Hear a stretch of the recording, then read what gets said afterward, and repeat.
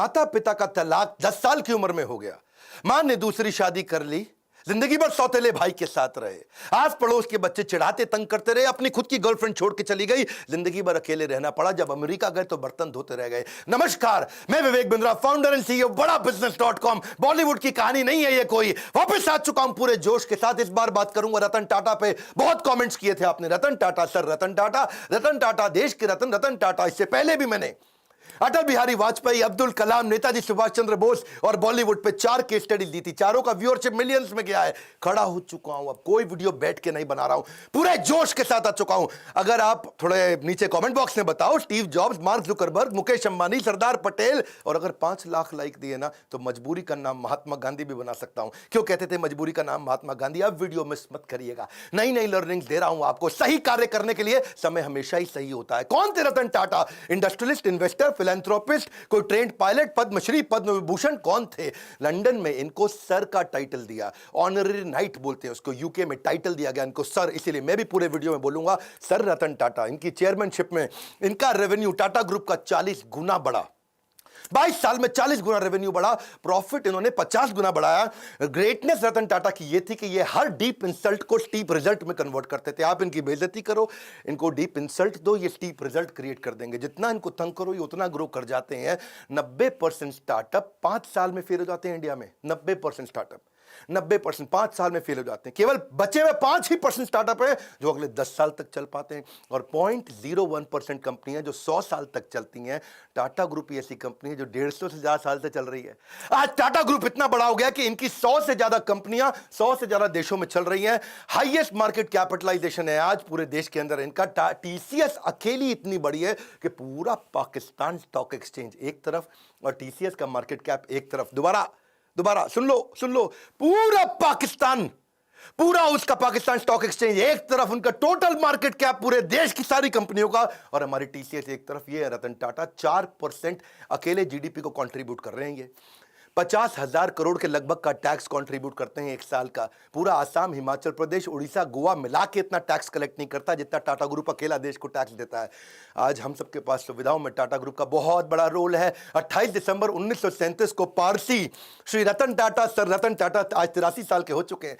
Cornell university US में Harvard में पढ़े हैं। पिता नवल टाटा, मां सुनी टाटा। आपस में उनका डिवोर्स हो गया तो ये दादी नाऊजी भाई टाटा के साथ रहे। 1962 में अमेरिका से जब लौट के आए इंडिया में तो उनकी पहली नौकरी टाटा स्टील में लगी जमशेदपुर के अंदर, और उस समय सारे मजदूरों के साथ रहते थे, शॉप फ्लोर पे रहते थे, उनके साथ ही डॉर्मेट्री में सो जाया करते थे, खाना भी लाइन में लग के कैफेटेरिया में उनके साथ लंच किया करते थे। इन्होंने पूछा गाड़ी मिलेगी? उनको बोला गया गाड़ी नहीं मिलेगी आपको, साइकिल पे आया करो अच्छा रहेगा। बोला साइकिल, अच्छा मैं समझ गया। तो ये पैदल ही आने लगे, साइकिल पे भी नहीं आए। अपनी लीडरशिप में इन्होंने टीसीएस को लिस्ट किया, पब्लिक गए। टाटा मोटर्स को उन्होंने न्यूयॉर्क स्टॉक एक्सचेंज में लिस्ट किया ताकि इंटरनेशनल पावर और रिकॉग्निशन मिल सके। As a chairman of Tata group उन्होंने बहुत सारी foreign companies, Tetley, Daewoo commercial vehicle, Corus group steel के लिए, जैगवार लैंड रोवर की कहानी तो आपको पता ही है। वो मैं बिल फोर्ड की कहानी, इनकी टाटा और बिल फोर्ड की बेइज्जती की कहानी पहले कवर कर चुका हूं कि कैसे इनकी बिल फोर्ड ने बेइज्जती करी थी। जब ये अपनी कंपनी बेचने डेट्रॉइट गए तो उन्होंने कहा तुम पे एहसान कर रहा हूं। रतन टाटा ने अपनी कंपनी बेची नहीं। बाद में बिल फोर्ड इनके पास डेट्रॉइट से मुंबई आए, बोले आप हमारी कंपनी खरीद के एहसान कर रहे हैं। तब इन्होंने जैगवार लैंड रोवर ली थी। 5 स्ट्रैटेजी पहले बिजनेस की लेता हूं, फिर बताऊंगा रतन टाटा ने शादी क्यों नहीं करी और इनके 10 अनसुने किस्से, वो कहानियां जो सुन के आप बहुत इंस्पायर्ड होंगे। पहले 5 स्ट्रैटेजी। पहली स्ट्रैटेजी ऑर्गेनिक ग्रोथ लेते हैं। ऑर्गेनिक मतलब जो अपने आप मिल सके, नई मार्केट, नई टेक्नोलॉजी, नया कस्टमर, नई मार्केट, नई टेक्नोलॉजी, नया कस्टमर, ढूंढते रहो। कौन सी नई मार्केट, कौन सी नई टेक्नोलॉजी, कौन सा नया कस्टमर। दूसरी इनऑर्गेनिक ग्रोथ, जो अपने आप होएगी ठीक है, अब इनऑर्गेनिक ग्रोथ लेंगे, टेक ओवर करेंगे, एक्विजिशन करेंगे, दूसरी कंपनियां खरीदेंगे, छोटी कंपनियां खरीदेंगे, खुद को बड़ा करेंगे, जॉइंट वेंचर करेंगे, पार्टनरशिप्स करेंगे, स्ट्रैटेजिक अलायंस करेंगे। तीसरी स्ट्रैटेजी, जो धंधा अच्छा नहीं है उसमें से एग्जिट कर लो। Cosmetic, paint, oil, soap, pharma, cement, ये 6 कंपनियां इनकी चली नहीं, उनसे एग्जिट कर गए, बाहर निकल जाओ, कोई अटैचमेंट नहीं, धंधे को धंधे की तरह चलाना है। चौथी स्ट्रैटेजी, एंटर करो उसमें जो चलेगा। रिटेल, टेलीकॉम, बायोटेक्नोलॉजी और टेक्नोलॉजी इनका बहुत अच्छा चलता रहा, उसमें एंटर करके उसको बड़ा करते गए। और इनकी फाइनली 5वीं स्ट्रैटेजी क्या थी कि कोर बिजनेस को पकड़ के रखो। स्टील, मोटर, केमिकल और पावर, ये इनके कोर बिजनेस थे। अब लेते हैं 10 वो कहानियां। 10 में से पहली कहानी बहुत लोगों के मन में है, रतन टाटा जी ने शादी करी क्यों नहीं। एक बार आया था मौका, वो शादी के बहुत नजदीक पहुंच गए थे। लॉस एंजलिस में उनको वहां एक अमेरिकन देवी से बहुत प्रेम हो गया था। वो देवी जी को भी रतन टाटा से बहुत प्रेम हो गया था और वो अमेरिकन देवी के साथ इतना प्रेम हो गया कि इन्होंने डिसाइड कर लिया अब शादी करें। इतने में टाटा जी को फोन आया इंडिया से, अरे बेटा रतन मैं बीमार हूं। उनकी दादी का फोन आया, इंडिया मुझसे मिलने आ जाओ, मेरा आखिरी समय। रतन टाटा को जाना पड़ा क्योंकि उन्होंने सारी जिंदगी दादी के साथ ही तो बताई थी। तो उन्होंने देवी जी को बोला कि चलो चलते हैं अब इंडिया में शादी करेंगे हम लोग और दादी से भी आपको मिलवाऊंगा। तो वहां बेटी को रुकना पड़ गया क्योंकि उसके माता पिता ने बोला इंडिया में इंडो चाइना का वॉर चल रहा है, 1962 का समय था, इंडो चाइना वॉर चल रहा था। उन्होंने कहा अभी इंडिया जाना ठीक नहीं है।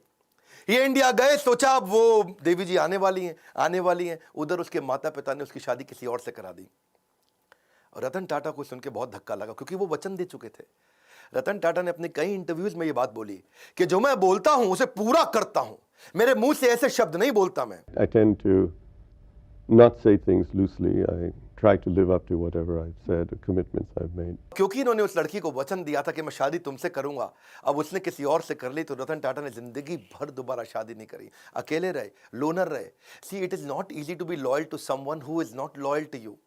वो लड़की इनको लॉयल नहीं थी रतन टाटा को, तो भी बावजूद उसके कि कोई अपनी लॉयल्टी ना दिखाए तब भी जिंदगी भर लॉयल रहे। आज तक उसकी याद में उन्होंने दोबारा शादी नहीं करी। लॉयल्टी जो है ना वो ग्रे नहीं होती है, या तो ब्लैक है या वाइट है। लॉयल्टी बीच में नहीं होती, या ब्लैक है या वाइट है। जिंदगी भर रतन टाटा ने शादी नहीं करी। लेकिन अब मैं आपको बात करता हूं दूसरी कहानी का किस्सा। एक बार ये नासिक की तरफ जा रहे थे मुंबई से, कई सीनियर ऑफिशियल्स थे, गाड़ी में जा रहे थे और रास्ते में इनकी गाड़ी का टायर पंचर हो गया।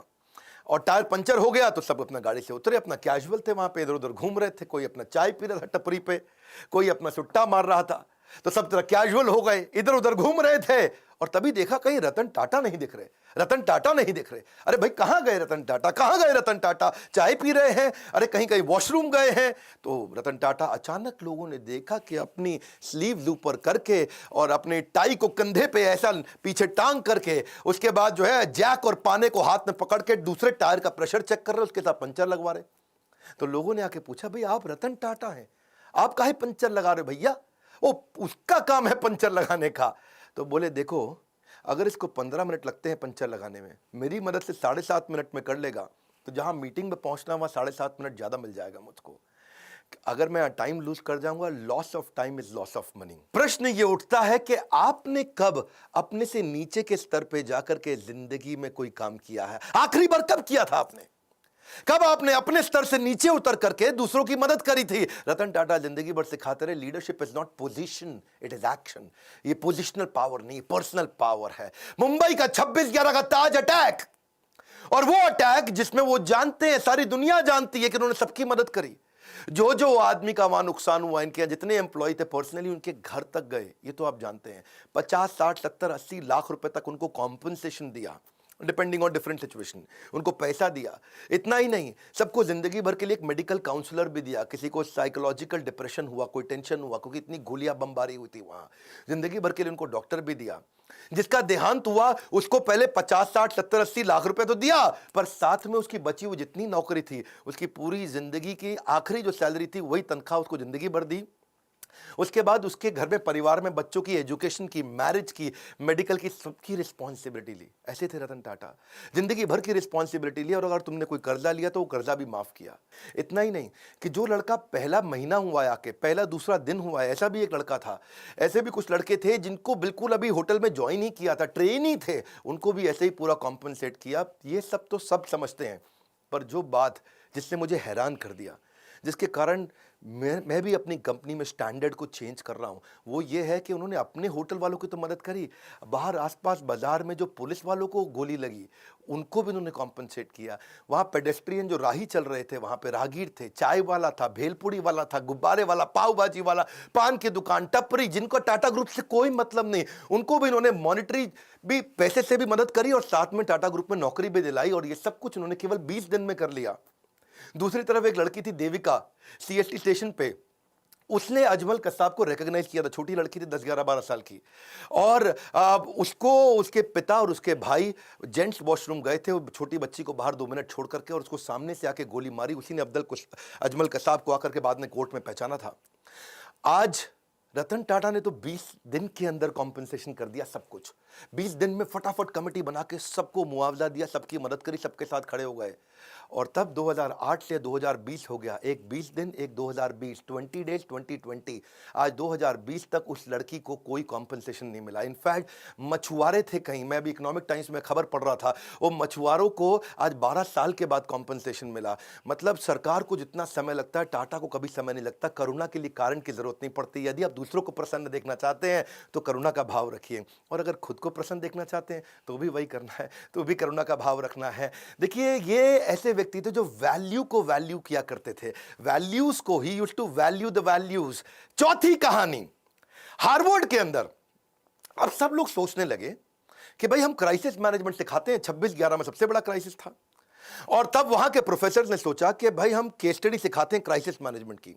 तो उन्होंने अपने 2 प्रोफेसर्स को भेजा कि जाके इंडिया में पता लगाओ कि रतन टाटा की ये कंपनी टाटा ग्रुप में जो होटल था, होटल के कर्मचारी इतने कमिटेड कैसे थे, कैसे अपनी जिंदगी को दांव पर डाल के दूसरों को बचाने में लगे थे। आपको तो पता है ना, वहां एक जनरल मैनेजर भी था, करमबीर सिंह, 1 साल पुराना जनरल मैनेजर था, और उसने क्या देखा, मतलब उसकी वाइफ और उसके बच्चे उसी होटल में रुके हुए थे, और उसको पता चला, खबर मिली कि उसकी वाइफ की डेथ हो गई है वहीं पे, जो नीति थी उसकी वाइफ, और उसका बेटा उदय और समर, एक की उम्र 14 साल, एक की 5 साल, वो होटल के अंदर है जनरल मैनेजर करमबीर सिंह, और ऊपर फ्लोर के अंदर एक स्वीट कमरे के अंदर उनके बच्चे और उसकी बीवी की डेथ हो गई। लेकिन वो रुका नहीं, क्योंकि आग लग गई थी वहां कमरे में। वो रुका नहीं, वो सुनने के बावजूद वो दूसरे गेस्ट को बचाने में लगा रहा। इतना ही नहीं, उनके अलावा यंग ट्रेनी थे बहुत सारे, वो भी गेस्ट को बचाने में लगे रहे, वो भी खुद वहीं रुक रहे, उनको गेस्ट को भेजते रहे होटल के अंदर।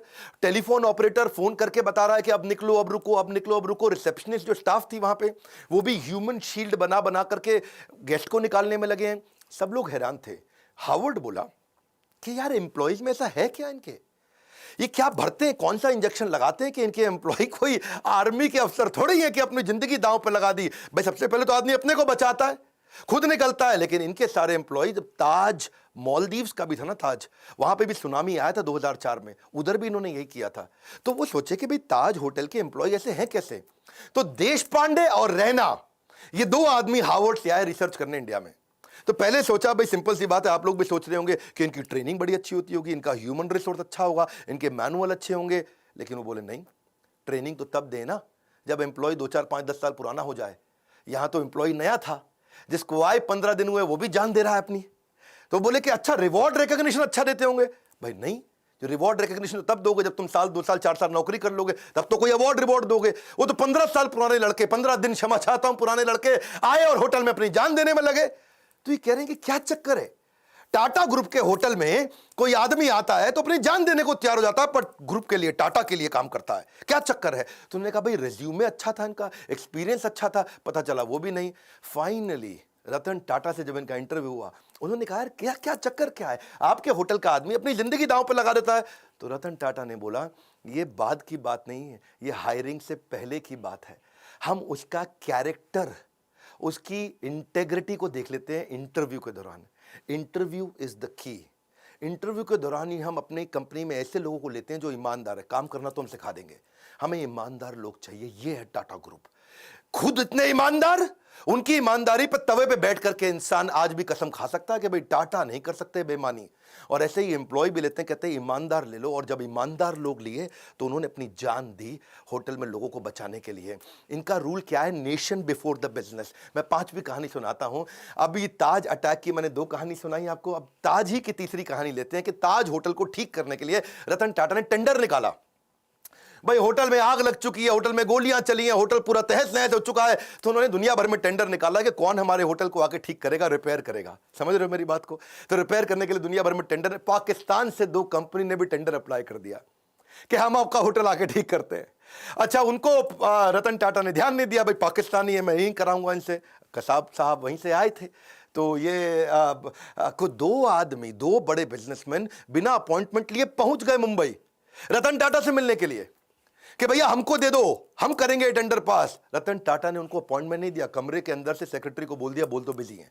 वो बाहर बैठे वेट करते रहे, पूरा सुबह से शाम हो गया। रतन टाटा ने फिर मैसेज भेज दिया उनको, बोलो चले जाओ, तुम अपॉइंटमेंट लेके नहीं आए, मैं बिजी हूं। ये दोनों पाकिस्तान के बड़े बिजनेसमैन दिल्ली पहुंच गए एक बड़े कांग्रेस के नेता के पास। उस समय कांग्रेस का वो कैबिनेट में मिनिस्टर था, और उनके पास जाकर के बोलते हैं कि आप मेरी रतन टाटा से अपॉइंटमेंट फिक्स करा दो, हम उनका होटल ठीक कर देंगे, भैया हमारा तो काम ही यही है। तो कांग्रेस के मिनिस्टर ने रतन टाटा को फोन किया, हेलो मैं मंत्री बोल रहा हूं, मैं नाम नहीं लूंगा उनका। रतन टाटा बोले बताइए। बोले ये दो आदमी आए हैं बिजनेसमैन पाकिस्तान से, ये आपका होटल ठीक कर सकते हैं, इनको टेंडर दे दो, आप इनको मीटिंग तो दे दो, कम से कम इतना तो करो। तो रतन टाटा ने उनको क्या जवाब दिया, आप हैरान हो जाएंगे। बोले तुम बेशर्म हो सकते हो, मैं बेशर्म नहीं हूं, पाकिस्तानियों को धंधा नहीं दूंगा। खटाक फोन रख दिया। ऐसे हैं हमारे श्री रतन टाटा। इसी के साथ दूसरी कहानी, और 26/11 के अटैक के बाद पाकिस्तान की सरकार ने उनसे कुछ सैकड़ों हजारों टाटा सूमो को ऑर्डर दिया था। टाटा सूमो उन्होंने कहा मैं पाकिस्तान को नहीं दूंगा, नुकसान बर्दाश्त है लेकिन देश से गद्दारी बर्दाश्त नहीं है। क्विकली छठी छोटी सी कहानी, एक बार एक कॉलेज के चेयरमैन ने उनको इन्वाइट किया कि बड़े फंक्शन में 25वीं एनिवर्सरी थी, सेलिब्रेशन थी। अब रतन टाटा आए हुए हैं, रतन टाटा है भैया, टाटा ग्रुप कंग्लोमरेट। बच्चों में भीड़ भाड़ हो गई, और मैं देखूंगा आगे आऊंगा, मैं देखूंगा आगे आऊंगा। दो चार बच्चों ने इधर धक्के मार दिए, आगे निकलने के चक्कर में रतन टाटा ने देखा बेचारी एक लड़की नीचे गिर गई। उन्होंने कहा कि आप फंक्शन खत्म होने दो, मैं आपसे मिलूंगा। फंक्शन थोड़ा लंबा हो गया, रतन टाटा जी की फ्लाइट थी और उन्होंने अपनी फ्लाइट मिस कर दी। प्रिंसिपल ने बोला फ्लाइट क्यों मिस कर रहे हैं साहब, बच्चे हैं, क्या हो गया? बोले नहीं, मैंने वचन दिया है, मैं इनसे मिलूंगा, प्राण जाए पर वचन ना जाए। ये कहानियां आपने पहले बॉलीवुड में बहुत सुनी होंगी, लेकिन असलियत में रतन टाटा कहते हैं जो मैं मुंह से निकाल देता हूं मैं करता हूं पूरा। चलो आगे बढ़ते हैं, 7वीं कहानी। रतन टाटा एक पीपल्स पर्सन थे। आपको पता है जब जापानी कंपनीज इंडिया में आती हैं और ऑटोमोबाइल कंपनी लगाती हैं तो बहुत स्ट्राइक होती हैं।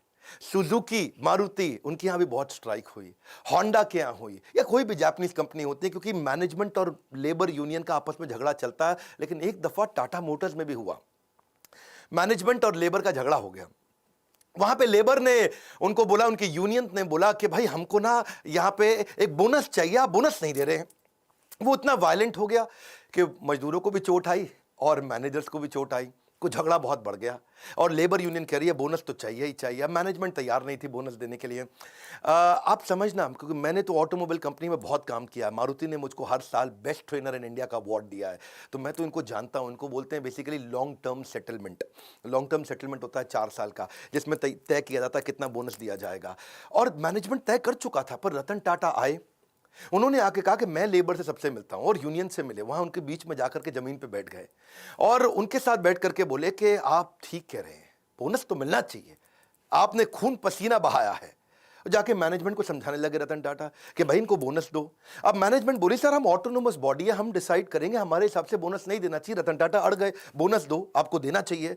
मैनेजमेंट बोली आप जबरदस्ती करेंगे तो हम दे देंगे, लेकिन इनको देना बनता नहीं है। रतन टाटा बोले देखो मेरी रिक्वेस्ट है, इनको बोनस दो। अब वहां सारे मजदूर देख रहे हैं, पहली बार भी रतन टाटा खुद आए, आके मैनेजमेंट से लड़ रहे हैं। ऐसा साइकोलॉजिकल टर्न अराउंड हुआ कि उसके बाद खुद ही सारे की सारी लेबर यूनियन ने आकर के बोल दिया कि अब हमको बोनस नहीं चाहिए, रतन टाटा आकर के हमसे लड़े, इतना ही काफ़ी है। 8वीं क्विकली कहानी, रिवॉर्ड द फेलियर।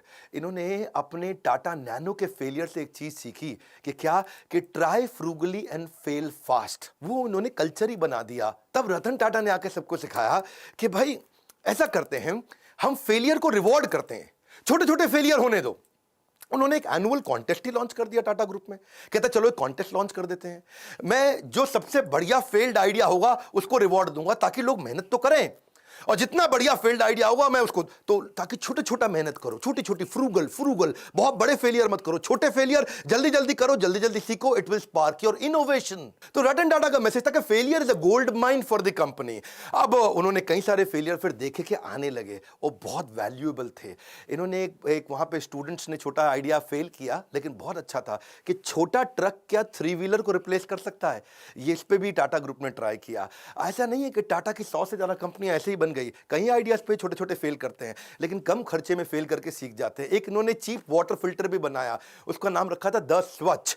उसमें राइस हस्क होता है ना, चावल का भूसा, उसी से बनाने का प्रयास किया। एक प्रोटोटाइप भी बनाया $500 के अंदर। कितना?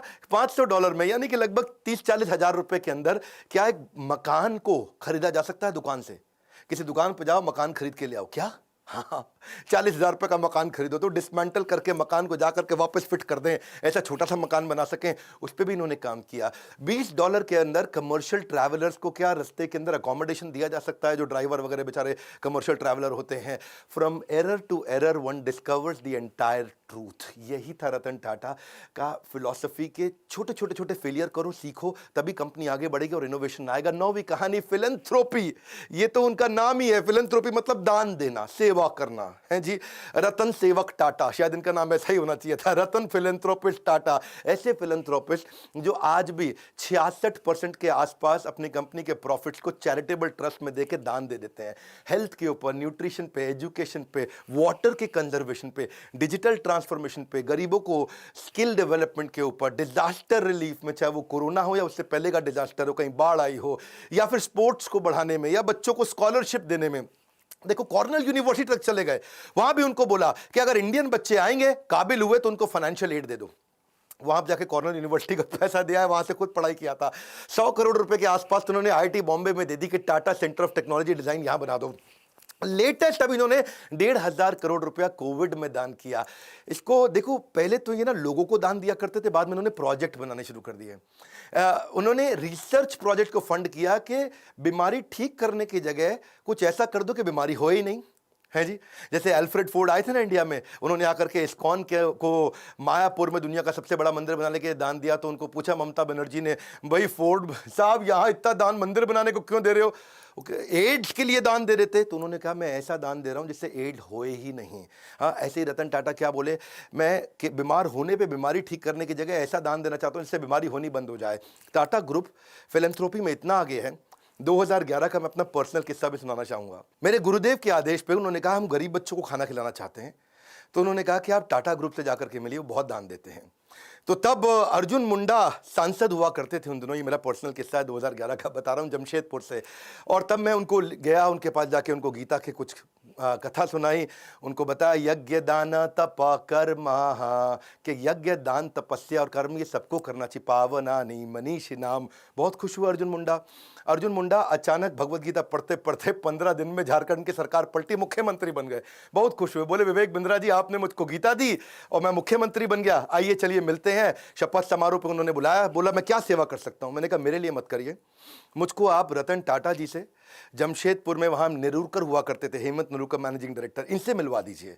मैं चाहता हूं गरीब बच्चों को जमशेदपुर में किचन बना दें और गरीब बच्चों को मिड डे मील के द्वारा उनको स्कूल में बुलाएं, खिलाएं। तो उन्होंने मेरी वहां मीटिंग कराई। तो मैंने जाकर के मिस्टर नेरुरकर को बताया कि हम क्या करेंगे, गाड़ियों पे आपकी टाटा एस, टाटा 407 उस पर लगा देंगे बड़ा बड़ा बोर्ड कि टाटा ग्रुप आज यहाँ गरीब बच्चों को खाना खिला रहा है और मिड डे मील का कैंपेन चलाते हैं। स्कूल के अंदर बच्चों को दाल चावल रोटी सब्जी गरम गरम खिला देंगे, इससे बच्चे स्कूल आएंगे फ्री में खाना खाने के लिए। उनको आइडिया अच्छा लगा, उन्होंने 15 करोड़ रुपया डोनेशन भी दिया। ये पर्सनली मैं उन दिनों शायद उस समय 28-29 साल का रहा हूँगा और ये मेरी लाइफ का एक बड़ा अचीवमेंट था कि मैं एक सेवा कर पाया। आज भी वो किचन चल रही है, 65,000 गरीब बच्चों को वहाँ खाना खिलाया जा रहा है। उसके ओपनिंग पे मैं गया था, इनॉग्रेशन पे कुछ फोटोग्राफ्स भी मैं आपको शेयर करूँगा। तो वहाँ मुख्यमंत्री थे, ये मैनेजिंग डायरेक्टर थे टाटा ग्रुप के। वहाँ पे आज तक कोई भी व्यक्ति दान देकर कभी गरीब नहीं बना है। No one has ever become poor by giving. देखिए पक्षी के पीने से नदियों का पानी खत्म नहीं होता, उसी प्रकार धनी व्यक्ति के दान देने से उसका दान भी नहीं घटता। ये टाटा ग्रुप के साथ मेरा एक्सपीरियंस था। और 10वीं कहानी विनम्रता से विश्वास। वैसे तो मन करता है सर रतन टाटा के बारे में बोलते चले जाऊं, घंटों की वीडियो बनाऊं, फैमिली ट्री पे बनाऊं, उनके सब वो परिवार शुरू से लेकर के अब तक 150 साल की हिस्ट्री बताऊं, उनके कॉर्पोरेट एक्सपीरियंस बताऊं, बिजनेस 100 से ज्यादा कैसे चलाते थे उसके बारे में बात करूं, क्या क्या नहीं बात करूं। लेकिन चलिए समय पूरा ना पड़ता हो।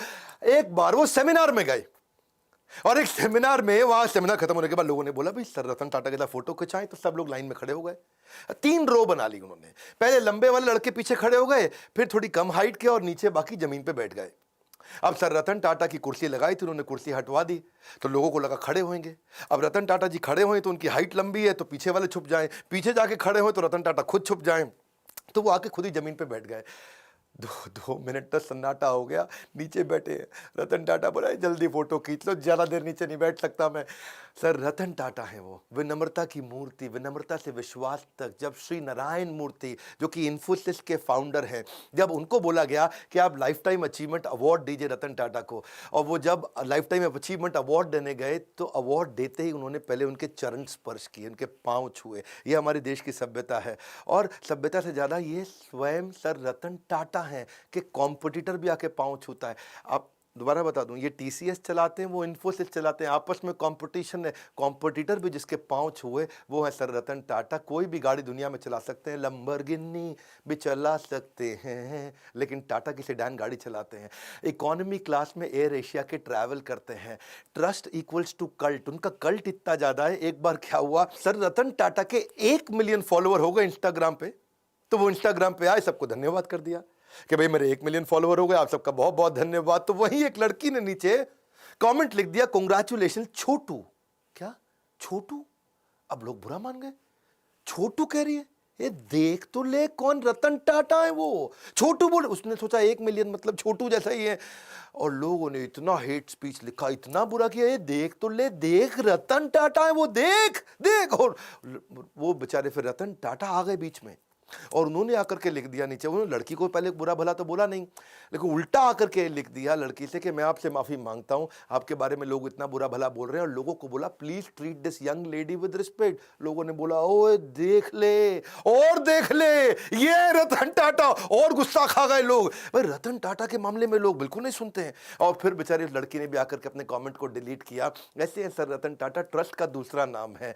हजारों लाखों बातें रतन टाटा जी के बारे में गूगल पे लिखी हुई हैं, अगर उनमें से आधी भी सच हो तो दुनिया में सबसे ज्यादा ईमानदार आदमी की उपाधि उनको मिलनी चाहिए।